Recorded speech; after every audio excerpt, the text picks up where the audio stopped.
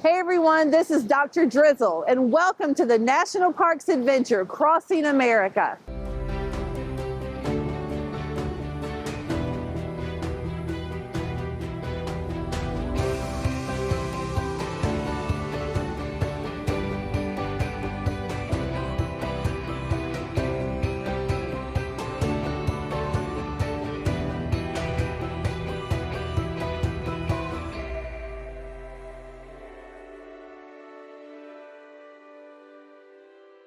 Today we're at the Delaware Water Gap National Recreation Area in Pennsylvania and New Jersey. A special thanks to the National Park Foundation for your support. And we're here with two rangers, Ranger Dani and Ranger Neil. So I'll get to Ranger Neil in a moment, but Ranger Dani, thank you so much for having us here today. Oh, thanks for being here, Daisha. So tell us about how you got to this park. Well, about 15 years ago, I was in college at Slippery Rock University, and I got an internship with the Student Conservation Association, which took me to my first national park job in the Great Smoky Mountains in Tennessee. So I actually worked with black bears that season. I fell absolutely in love with the Park Service. And so my next season, I worked with black bears in Sequoia and Kings Canyon National Parks in California. And I fell in love with the West at that point in the Sierra Nevada mountains. So I got into interpretation, where I started connecting visitors with the park. So I worked there seasonally, then I got my first permanent job at Sequoia National Park, and I was there for a total of 6 years before I moved to Cape Cod National Seashore in Massachusetts, where I switched up my love for bears for my love of sharks. And then after 4 years at the Cape, I got a job at Biscayne National Park in South Florida, where I could continue my love of ocean parks. And then after that, after 3 years, I saw this wonderful opportunity pop up at Delaware Water Gap National Recreation Area, which is the type of resources that I loved as a kid and grew up in. And so it was an opportunity I couldn't pass up. I love that you have followed the bears, the sharks, and from what I understand, more bears even here. Yes, I'm so excited to be back to the bears again. So Neil, Dani tells us that she followed the bears. How did you get into the park? Did you follow animals? Yes. Oh. Humans. People. So I started off as a volunteer at the C&O Canal National Historical Park and really broke into the agency serving by way of a volunteer. Okay. My first position was a seasonal position at the National Mall in Washington, D.C. And I cut my teeth there and had the opportunity and the privilege to move up the ladder, so to say. And over the years of time there, worked up the 579 ladder as a park ranger and into a supervisory position, which evolved into a lateral opportunity at Hopewell Furnace National Historic Site. I've been serving as a supervisor there for the last few years and had an opportunity to work on a detail down at Sequoia National Park for the better part of 4 months, which was incredible. Wow. I find myself on a detail here at Delaware Water Gap, which is equally as amazing as Sequoia in so many different ways. So it's been a journey, but I cut my teeth as a volunteer, and I don't think there's any better way of getting into the service by way of giving back and doing so on your own time and dime. So what is a detail? Can you tell the kids, because we've heard quite a few rangers tell us that they've been on a detail. Sure. So it's a short-term assignment, developmental opportunity, so someone can spread their wings, can travel, can meet new people, can have different opportunities to take on new challenges, and take back what they've gained in those respective short-term assignments to their base park. In this instance, I'm here at Delaware Water Gap. I'm going to take back all these awesome opportunities, these experiences, the knowledge gained here to Hopewell Furnace. And the hope is that we can build and expand there based on all the great things that I'm picking up and learning here at Delaware Water Gap. So basically, Neil is here on a field trip, a very long field trip that he's learning from. And I know you're excited to have him here, but maybe also sad that it may be over soon, right? Oh my goodness, yes. I wish I could keep Neil on my team forever, but it's been such a wonderful experience to have him here helping out, and we're doing some amazing education programs with him on board. Nice. Well, we're obviously in a beautiful place, evidenced by this great waterfall behind us. But tell us a little bit about this place and how it became a national park. Sure. So in 1955, Hurricanes Connie and Diane hit the East Coast. Here in the Poconos area, it caused a lot of river flooding. And so there's a river called Broad Creek here nearby that flooded so badly, actually 100 people died. Oh. And so Congress commissioned the Army Corps of Engineers to start looking at damming the Delaware River for flood control. And so they looked at some old studies at the feasibility. They started acquiring land. So all the parkland was acquired by the Army Corps just for building this dam. So it would have all been underwater. And so the 60s came around, the environmental movement got going. There's some grassroots opponents to the dam project. Congress started taking a look at the costs of building the dam and the actual feasibility, and it wasn't great. So by 1975, they'd shelved the project entirely. And all this land was turned over from the Army Corps to the National Park Service to become Delaware Water Gap National Recreation Area. So now we have 40 miles of beautiful, uninterrupted river. It's part of the Middle Delaware National Scenic and Recreational River that runs through the park. We've got a section of the Appalachian Trail that runs through here. We have over 100 miles of trails. We have absolutely amazing opportunities for fishing and hunting and hiking and just paddling the river and spending time in nature. Okay, well, that's a lot of places to get yourself lost here, right? And maybe just lost in nature is not a bad thing. What are some of your favorite things about this park? This is incredible. I mean, we are literally standing here in amidst the tallest waterfall in the state of Pennsylvania. We can feel it, sense it, taste it. It is incredible to be a part of this resource. And there's just a plentiful opportunities. I mean, there's fishing, there's hunting, there's camping.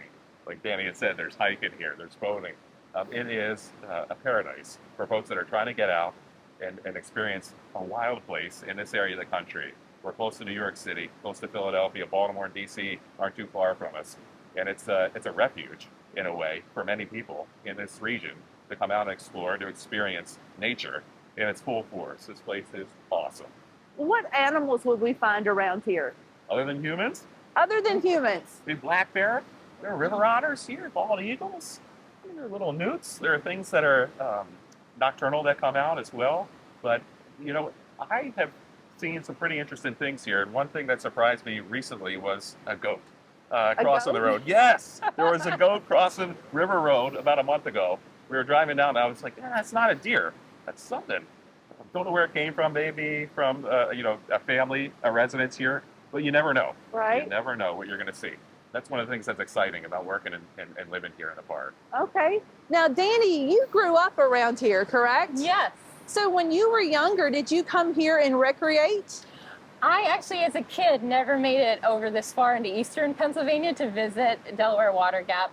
But when I was in college, I had one of my best friends who worked here as a seasonal law enforcement ranger, and I would come over and visit him.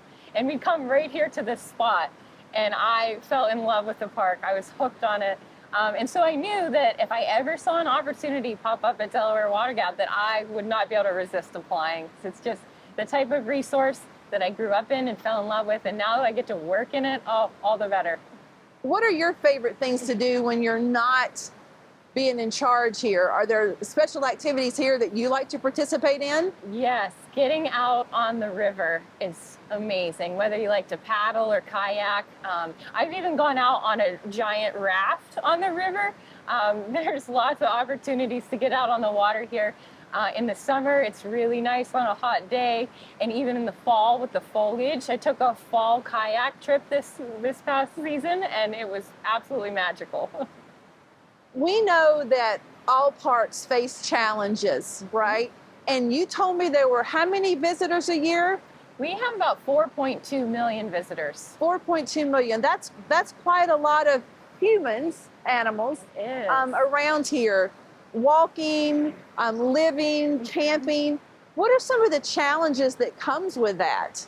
Well, we're excited that so many people get to enjoy the park, but with that comes a lot of impacts. So, in some of our busiest sites, people tend to make their own trails. Sometimes they leave behind trash, and all of that has impacts to our wildlife. And we also have really well-preserved cultural artifacts here that dates back to the Paleo-Indian time periods. And so those cultural resources can be impacted by the amount of people that we have coming to the park and recreating and leaving things behind. And trampling the grounds, that kind of thing. Neil, do you also see the impact of humans here?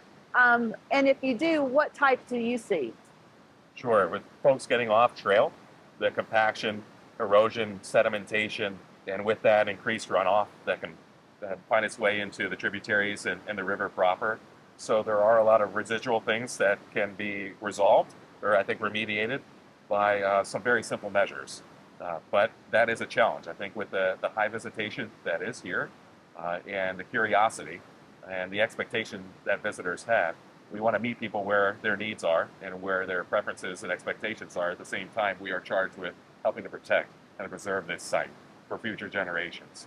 And something as simple as staying on a trail that is designated can make a big difference. Yeah. So we know that here in the park, there are places where you have to stay on trail, especially in this area. In fact, you really can't get off trail unless you climb over the fence. And we're not going to do that today. It happens Thank a lot. And it happens. So we're going to see if we have any ideas from our students that we work with. So if that's okay with you, I'm going to issue a challenge. That would be wonderful. Nice. All right, kids, so it's your turn to help. We know that you want to be good stewards of the national parks. And in order to do that, you have to understand the park, and then you have to make sure that you're educating other people when they come to these parks to do the right thing. We've all heard about the leave no trace mantra that national parks and natural areas in general have. So we're going to ask that you use goal number 11, which is sustainable cities and communities, and goal number 15, which is life on land. We want you to work with a partner and collaborate on ideas to help Ranger Dani and Ranger Neil as they think about how to preserve this place and also give visitors the opportunity to explore when they want to, because this is just a great place to be out in nature. Think about, could you create signage that would say, whatever you pack in, you pack out? Could you create ideas for informing visitors, maybe at the visitor center, a video or a PSA or a QR code that says, hey guys, my name is, and I'm from here, and I'm a steward of the Delaware Water Gap National Recreation Area. And here's 3 things I want you to do while you're visiting and enjoying yourself here. So if you like to go out on the river like Dani does, make sure we talk to people about not throwing your trash in the water. Again, packing in what you pack, or pack out what you pack in. Staying away from areas that could cause erosion. So stay off the banks of different areas. Don't climb fences. I'm also thinking we're going to say don't feed the animals, right? So if you do go off trail, if there are areas where you can do that, what are you going to make sure you do if you run into animals? I think the sky's the limit on this one. I'm not going to give you particulars. I'm just going to ask that you become a good steward of this park by giving ideas about maintaining the trails they have and making sure that when people are off the trails, they're treating the land with respect. You talked about people being here earlier, the Paleo Indians. Were there other land acknowledgements here at the park? Yes, we have a rich history with the Lenape tribe here at Delaware Water Gap. So we want to remember that too, guys, that we weren't here first, someone else was. So as we're exploring this area, being reverent and being respectful to the land. I can't wait to see what they create. How about you guys? Me too. I'm on board. I'm excited. Yeah. So we're going to make sure of that, boys and girls, by tagging us on social media. So all of the credentials are running across the bottom of the screen right now. But we want to make sure that you tag us at Expeditions and Education, hashtag Crossing America, and also don't forget to tag the National Park Foundation, and then you can tag Delaware Water Gap. You know, Dani, this being a new position for you, you've not been here very long, this is going to help you out a little bit when you take this to the people that you work with. Absolutely. We love the help. So not only are they solution seekers, problem solvers, they're also very envious of that hat that you have on and that hat he has on. So if you would do me a favor and look in that middle camera, can you give them a little bit of encouragement or advice on how they can wear that hat someday? My advice for someday wearing this hat would be to find your nearest park. Doesn't have to necessarily be a national park site, but maybe it's a state park, maybe it's an environmental center, Whatever it might be, look for that, find that, and volunteer. Because all of that will look really good on your resume one day for applying for a job at the National Park Service. Great advice. And what about you, working with humans? What advice can you give to these tiny humans? The tiny humans, well, focus on where your energy is. At the end of the day, when you're home and you're working on schoolwork or maybe talking with friends or family about the highlights of any given day, what is it that trips your trigger, so to say? What is it that lights your fire? What gets you motivated and energized? And use that energy in a way that is positive, in a way that you can give back, in no better way than volunteering. That'll be the best advice I can give you. And there's no set rhyme or reason how people break into the agency, but I can tell you there is a consistent thread, and that volunteering is a great way for people to break in, spread their wings, and get a feel for what we have to offer and the significance of our mission. Well, I think that in a few years, you guys may have visitors at your park that try to get those hats. Yes. So I think that's a great idea, right? We're building up the future core for the National Park Service, either here at Delaware Water Gap or at Hopewell Furnace, or at any of the over 425 parks sites from the National Park Service. So I can't wait to see them someday taking over your job. Absolutely. Come take over our jobs. I mean, they look young, but they're going to be old soon, so you can come get their jobs. That's true. So again, thank you, Ranger Dani and Ranger Neil, for providing this amazing backdrop here for us today. I can't wait to see what kids create, and I hope they get excited by us just being out in nature, because it feels good, doesn't it? Oh, lovely. It's good for your soul to be out in nature. We want to thank the National Park Foundation for their collaboration on this. We want to thank the Delaware Water Gap National Recreation Area, Ranger Dani and Ranger Neil, who's on detail, so maybe we'll visit his park next. So on behalf of Expeditions and Education, Dr. Drizzle, Ranger Dani, Ranger Neil, we are out of here. Have a great day.